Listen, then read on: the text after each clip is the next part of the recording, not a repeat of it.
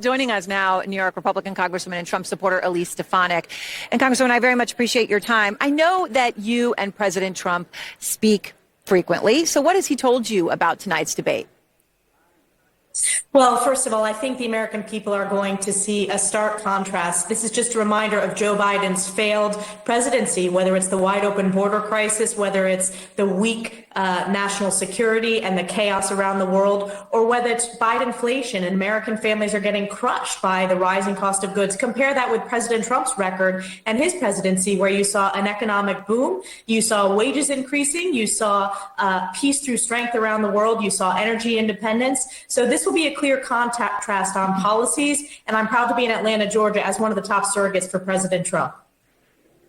And I know you are here in Atlanta, but when you talk about that stark contrast that you say we're going to see, I mean, we know advisors to the former president have said he needs to focus on the things you're talking about, Congresswoman, the economy, crime, inflation. Instead of airing his grievances, he's been told to avoid a repeat of the first 2020 debate. We've heard that from many. We've heard that he himself has been clear he wants to avoid that. One advisor told Rolling Stone today in fairly colorful language, don't be a raging, I'll use the word jerk. Congresswoman, I'm curious as to whether you think he can make this stark contrast as clearly as you hope he will over a 90-minute period.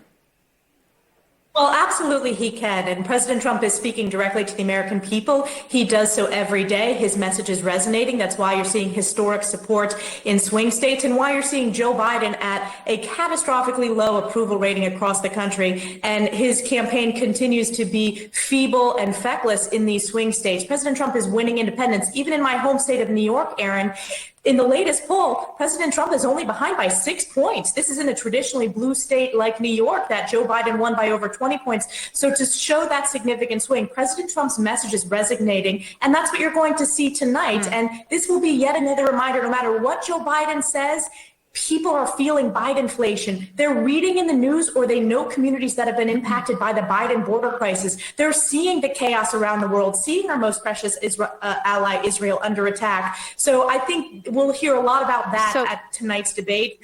Go ahead. I know when you talk about New York, of course, 6 points, you're right. For New York, that's close. Of course, when you look at it nationally, that is an electoral chasm. So we'll see what happens in New York, and people in the suburbs are watching very closely tonight. Remember, New York is moving in our direction. We flipped up those 5 seats in New York. Look at Michigan. Look at Minnesota. Look at Georgia. Look at these states where he's polling better and better, stronger than any other Republican nominee, stronger than 2016, stronger than 2020. Joe Biden is polling the weakest of any Democratic nominee in the past decade, probably further back than that. And that's because Joe Biden's presidency has been a failure. He is a weak president. The world knows that. The American people know that. Compare that with the strength and the strong economy, the peace through strength under President Trump's presidency.